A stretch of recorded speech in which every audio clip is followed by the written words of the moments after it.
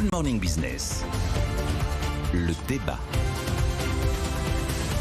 56 projets, 15 milliards d'euros d'investissement, c'est la récolte de Choose France. Cette année, un événement avec tambour et trompette. Est-ce que Jean-Marc Daniel, vous partagez l'optimisme de la journée ?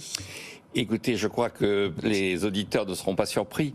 J'ai déjà eu l'occasion à plusieurs reprises de dénoncer cet enthousiasme, ces bruits, ces coups de trompette sur le fait qu'on est en train de ruiner la génération future. Je vois pas très bien ce qu'il y a de grandiose de ruiner nos enfants. Alors, par rapport à tout ça, je ferai les 3 remarques et une citation latine. La première remarque, c'est d'abord, je suis assez surpris que on ait encore une vision aussi carrée de ce que c'est qu'une entreprise française et une entreprise étrangère.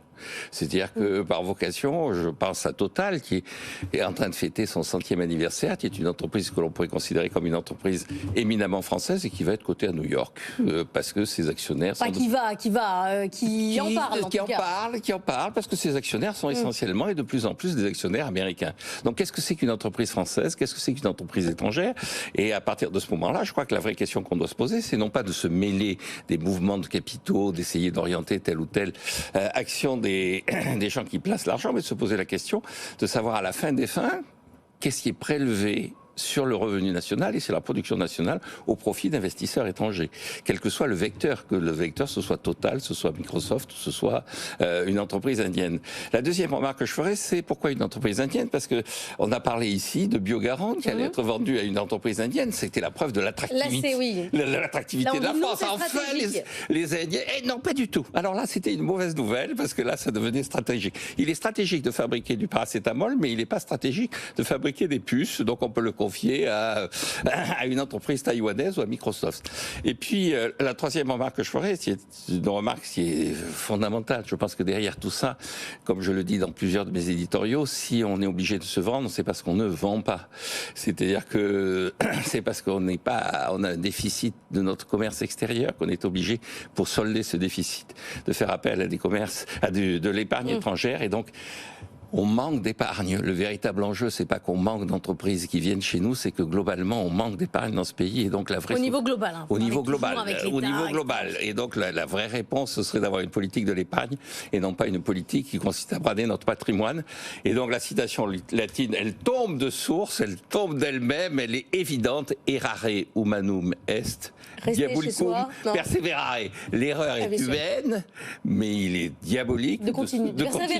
Persévérer. Vous n'irez donc pas à Choose France. Vous ne serez pas avec nous cet après-midi. Mais nous, on y sera. Avec Nicolas, on va y aller. Non, j'ai pas été convié. Je ne sais pas pourquoi. Oui, à mon avis, vous non, mais parce qu'on n'a pas convié Jean-Marc, parce que ce côté ronchon sur l'attractivité. Il n'a pas les langues de belle-mère, tout ça, quoi. Non, voilà. Alors écoutez, je suis d'accord avec l'idée de toute façon qu'on est en position extérieure négative et qu'effectivement, on consomme trop et on ne produit pas assez. C'est le sens d'ailleurs d'une vaste enquête publiée par l'IFOP dans les colonnes du Figaro aujourd'hui. Jérôme Fourquet. Très bien.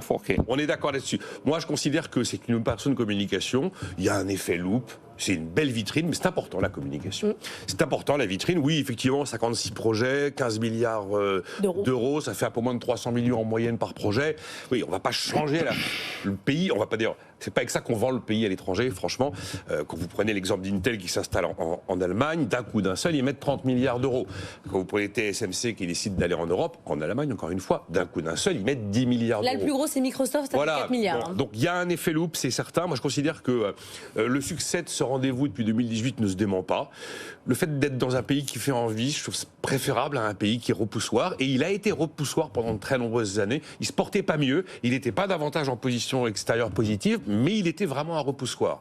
Et donc, il y a des éléments qui sont plutôt des éléments réjouissants. Quand vous voyez qu'il y a maintenant, aujourd'hui, le premier atout de la France qui est mis en avant, c'est « Ah ben vous avez une énergie décarbonée ». On est unique en Europe avec cette énergie décarbonée. Effectivement aussi, on met en avant, et d'ailleurs pourquoi on va retrouver AstraZeneca, GSK, Novartis, parce que le crédit d'impôt recherché est là, deuxième niche fiscale du pays, qui va tutoyer les 7 milliards d'euros et qui va être très sérieusement attaqué à l'évidence dans le prochain budget. La politique de l'offre qui a été décidée, alors elle n'est pas aboutie cette politique de l'offre, on est encore un pays qui consomme plus qu'il ne produit, mais on a quand même pris des directions qui sont bonnes, donc j'ai envie de voir le verre à moitié plein, c'est vrai. J'ai envie de me dire que la communication c'est important, et que l'image c'est important, et que le fait que le succès ne se demande pas et qu'on ait de plus en plus de grandes figures du business du monde entier qui veulent au moins venir voir ce qui se passe à Versailles. eh bien, je trouve ça plutôt bien.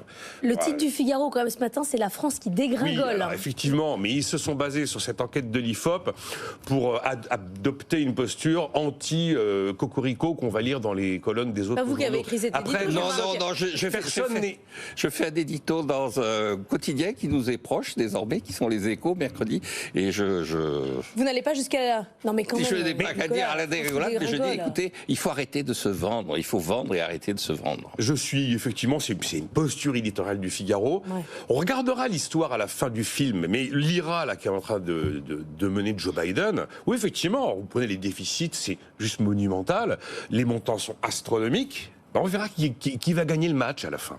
On reparlera des questions commerciales de Je ne suis l'Europe. pas du tout sûr que l'Amérique, dans 25 ans, se soit dit « Ah ben on va là, c'est le monde entier qui nous possède, on s'est vendu au reste du monde, c'est terminé ». Je pense que les choses se feront différemment. Elle commence déjà à se le dire, qu'elle est en train de se vendre au reste du monde et qu'il faut arrêter. Donc, Bon.